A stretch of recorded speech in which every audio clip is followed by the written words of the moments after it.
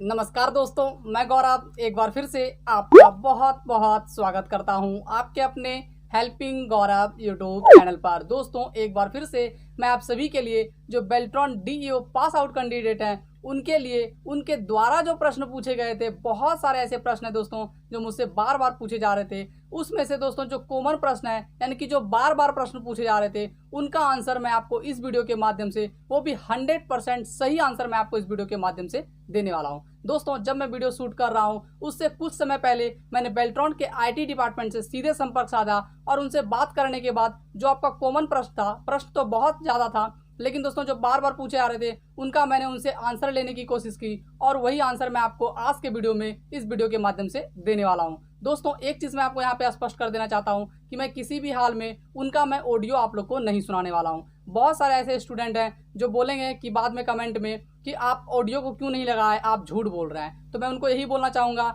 मैं उनकी पद की जो है गरिमा को समझता हूँ, इसलिए मैं उनकी ऑडियो को यहाँ पे नहीं डाल सकता हूँ। इसके लिए मुझे माफ़ कर दे। तो चलिए दोस्तों, वो सारा क्वेश्चन क्या है वो भी मैं आपको फटाक से बता देना चाहता हूँ कि अगर आपका क्वेश्चन होगा, अगर वो क्वेश्चन जो मैं आपको बताने वाला हूँ आज वीडियो में, तो आप वीडियो पर बने रहिएगा। अगर आपका ये प्रश्न नहीं होगा तो आपकी समय बर्बाद ना हो और आप वीडियो को स्किप करके जा सकते हैं। तो दोस्तों, सबसे इंपॉर्टेंट जो प्रश्न है वो ये है कि कैसे हम लोग पता करेंगे कि मेरा केवाईसी एक्सेप्ट हो गया है, यानी कि वेरिफिकेशन सक्सेसफुली हो गया है। दूसरा दोस्तों ये है कि कैसे हम लोग पता करेंगे कि मेरा केवाईसी रिजेक्ट हो गया है। बहुत सारे ऐसे स्टूडेंट हैं जिनको मैसेज तो आया है, उनको तो पता चल गया है, लेकिन कुछ ऐसे भी स्टूडेंट हैं जिनका फ़ोन आप बोल सकते हैं कि 15 दिन से ख़राब हो गया था या फिर ऑफ था और वो ठीक कराने फ़ोन को दिए थे, उनको अब समझ में ही नहीं आ रहा है क्योंकि उनके पास मैसेज पहुंच ही नहीं पाया। तो वो स्टूडेंट कैसे पता करेंगे कि आपका केवाईसी रिजेक्ट हुआ है या फिर नहीं हुआ है। साथ ही दोस्तों एक ऐसा भी प्रश्न है कि लॉगिन हो रहा है या फिर नहीं हो रहा है। अगर लॉगिन हो रहा है तो कौन ऐसे स्टूडेंट है जिनका लॉगिन हो रहा है,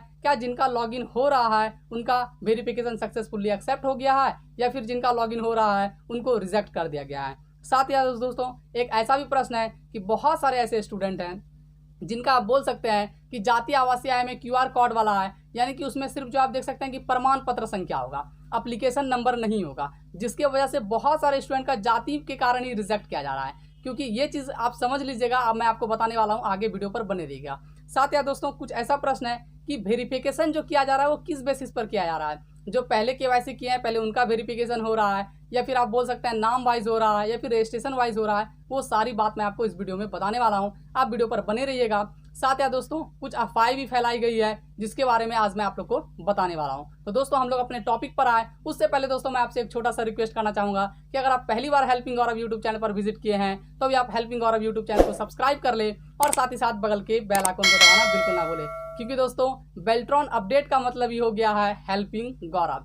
साथ ही दोस्तों मैं आपको यही बोलना चाहूँगा कि अगर आप अभी तक मुझे जो इंस्टाग्राम पे फॉलो नहीं किए हैं तो आप मुझे इंस्टाग्राम पे फॉलो कर सकते हैं। मेरा यूजर नेम है helping_गौरव। साथ ही दोस्तों अगर आप क्विकली अपडेट चाहते हैं तो आप मेरे टेलीग्राम ग्रुप में जुड़ जाइए। टेलीग्राम ग्रुप का लिंक मैं वीडियो के डिस्क्रिप्शन बॉक्स पे डाल दिया हूँ। जैसा कि आप लोगों को पता है कि आज मैं बेल्ट्रॉन से संबंधित वीडियो बना रहा हूँ और क्या अपडेट देने वाला हूँ, इसकी जानकारी वीडियो अपलोड होने से पहले जो है आप बोल सकते हैं कि टेलीग्राम ग्रुप में मैंने अपडेट कर दिया है। तो चलिए दोस्तों आज के टॉपिक पर हम लोग बात करते हैं। तो दोस्तों सबसे इंपॉर्टेंट चीज़ ये है कि हम लोग कैसे पता करें कि मेरा केवाईसी एक्सेप्ट हो गया है, यानी सक्सेसफुली वेरिफिकेशन मेरा हो गया है। तो मैं आपको बताना चाहूँगा कि आपको एक, जब आप केवाईसी सबमिट किए होंगे तो आपको एक आईडी मिला होगा, ठीक है, एम्प्लॉय आईडी बोलिए फिर रजिस्टर आईडी बोलिए, ठीक है।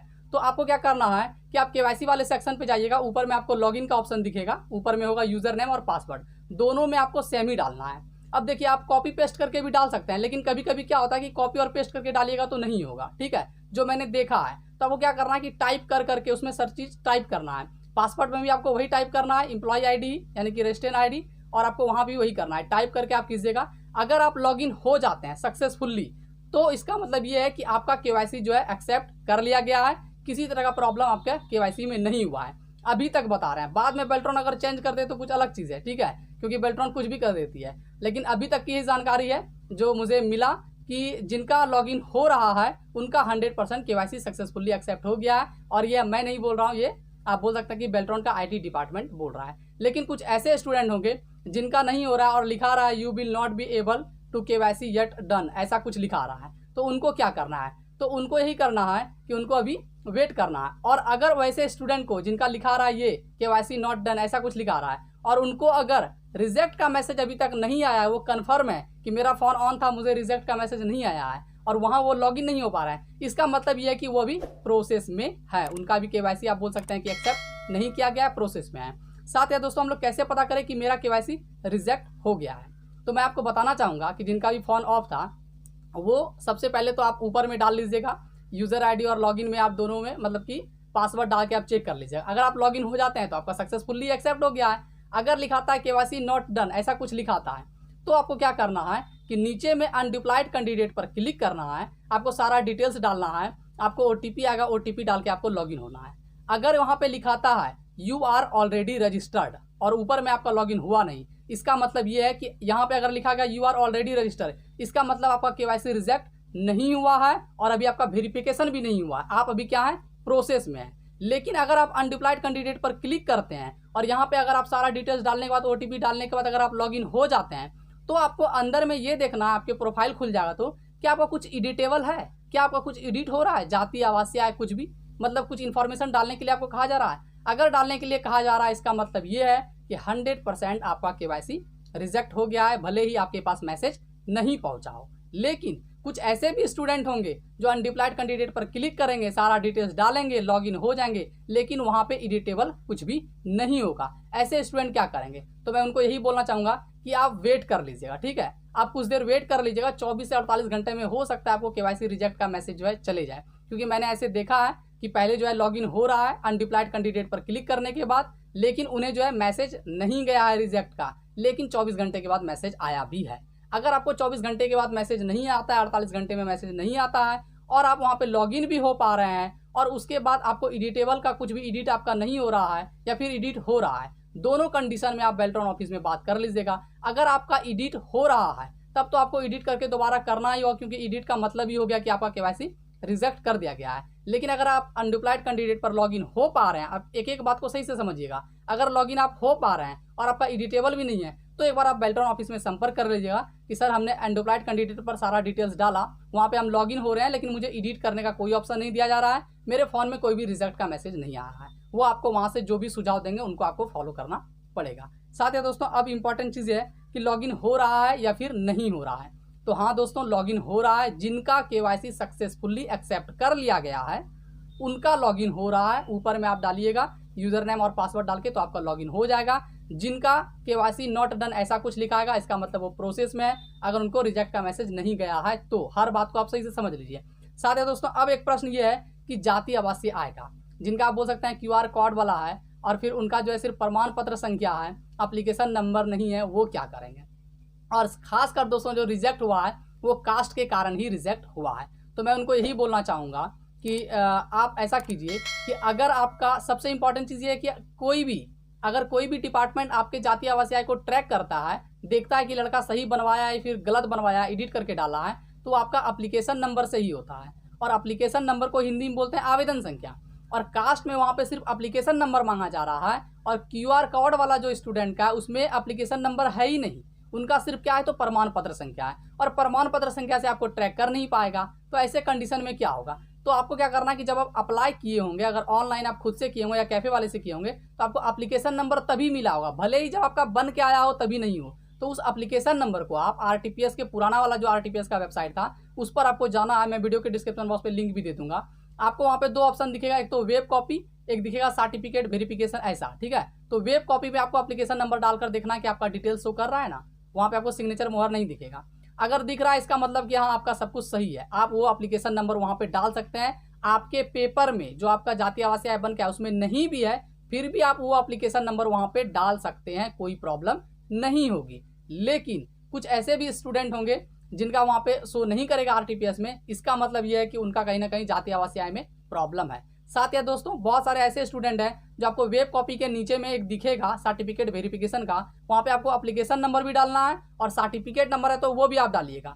वहाँ पे बहुत सारे स्टूडेंट का चढ़ा दिया गया है और बहुत सारे स्टूडेंट का अभी तक नहीं चढ़ाया गया है, तो आप लोग को परेशान होने की जरूरत नहीं है, आप लोग का चढ़ जाएगा। इसके वजह से भी कुछ प्रॉब्लम हो रहा है, लेकिन आप लोग के पास ऑप्शन भी कुछ नहीं है। अगर आप दूसरा बनवाना चाहते हैं तो बनवाइए, नहीं तो अगर आप वो भी डाल दीजिएगा तो काम चल जाएगा।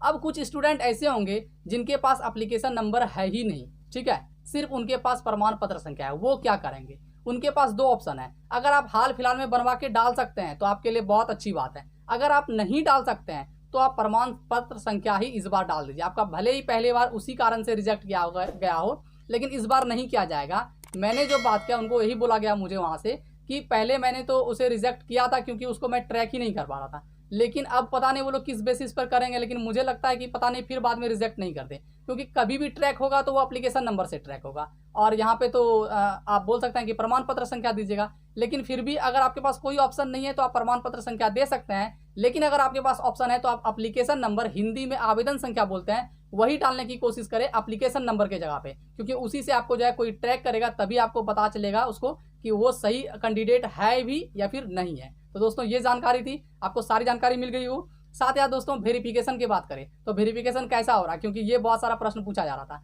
तो इसका कुछ भी आप बोल सकते हैं, कुछ भी कहना संभव नहीं है कि वेरिफिकेशन जो पहले केवाईसी किया है उनका हो रहा है, रजिस्ट्रेशन वाइज हो रहा है, नाम वाइज हो रहा है, मतलब ABC से, ऐसा कुछ भी नहीं है। वो लोग कैसे वेरिफिकेशन कर रहे हैं वो लोग जाने, कुछ भी ऐसा जानकारी नहीं दी गई, क्योंकि आप समझ रहे हैं कि आपको पहले ही पता होगा नोटिस के द्वारा कि 5 एम्प्लॉय को लगाया गया है। अब वो सब अपने अपने बेसिस, कोई फास्ट में करते हैं, मान लेते हैं कि 2 कैंडिडेट को बैठा गया है, कोई एक दिन में 100 वेरिफिकेशन कर दिए, कोई 25 ही कर पा रहे हैं, तो आगे पीछे तो होगा ही। तो आप लोग को अभी वेट करना है, हड़बड़ाना बिल्कुल भी नहीं है। आप लोग समझ गए होंगे कि कैसे वेरिफिकेशन के बारे में हम लोग समझेंगे कि मेरा वेरिफिकेशन हुआ है या फिर रिजेक्ट हुआ है। अगर नहीं तो आप वीडियो को दोबारा पीछे करके देख लीजिएगा, समझ में आ जाएगा एक एक बात को ध्यान से, क्योंकि मैं फास्ट बोल रहा हूँ, वीडियो ज़्यादा लंबी हो रही है। साथ ही दोस्तों एक चीज़ और मैं बताना चाहूँगा आपको कि बहुत सारे एक अफवाह फैलाई गई है कि जनरल वाले कैंडिडेट का लॉगिन हो रहा है। ये बात बिल्कुल गलत है, 1% भी इसमें सत्यता नहीं है। ऐसा कुछ भी नहीं है कि सिर्फ जनरल वाले का ही लॉगिन हो रहा है, जनरल वाले का भी वेरिफिकेशन हो रहा है, ऐसा कुछ भी नहीं है। साथ ही दोस्तों एक अफवाह ये फैलाई गई थी कि आप बोल सकते हैं कि रजिस्ट्रेशन ID जो आपको मिला होगा, 184 स्टूडेंट तक का सबका वेरिफिकेशन कर लिया गया है, और वो MD सर का नाम ले लिया गया है बेल्ट्रॉन के द्वारा, कि MD सर के द्वारा जानकारी मिली है और वो स्टूडेंट का वेरिफिकेशन हो गया है। मैं बोलना चाहूँगा ये बात जो है 100% गलत है। 184 स्टूडेंट का जो है 2019-0100 उसके बाद जो भी है, तो वहाँ तक के स्टूडेंट ज्वाइनिंग भी कर चुके हैं, वो 2019-20 के कैंडिडेट नहीं है, वो पहले स्टूडेंट है। कल भी मैं ऑडियो में बताया था, वो पहले के स्टूडेंट हैं, उनकी ज्वाइनिंग हो गई है। कल मुझे ऐसे भी एक कैंडिडेट मिले जो बोले कि नहीं सर उसमें एक स्टूडेंट का ज्वाइनिंग नहीं हुआ है। मैंने फिर से उनको बताया पूरे कि नहीं उनकी ज्वाइनिंग हो गई है, फिर उन्होंने कॉल भी किया और बोला कि हाँ सर मेरा ही दोस्त है, लेकिन मुझे झूठ बोल रहा था, मुझसे छिपा रहा था। तो ऐसा हो सकता है कि आपके दोस्त जो है आपसे झूठ बोले या फिर छिपाए, लेकिन सच्चाई यही है कि 184 वाले कैंडिडेट पुराने कैंडिडेट हैं जिनकी ज्वाइनिंग हो गई है। जो सैलरी उठा रहे हैं वो आपके कैंडिडेट नहीं है, यानी कि 2019-20 के कैंडिडेट वो नहीं है। 184 के बाद यानी 85-86 के बाद वाले जो स्टूडेंट हैं वो 2019-20 के कैंडिडेट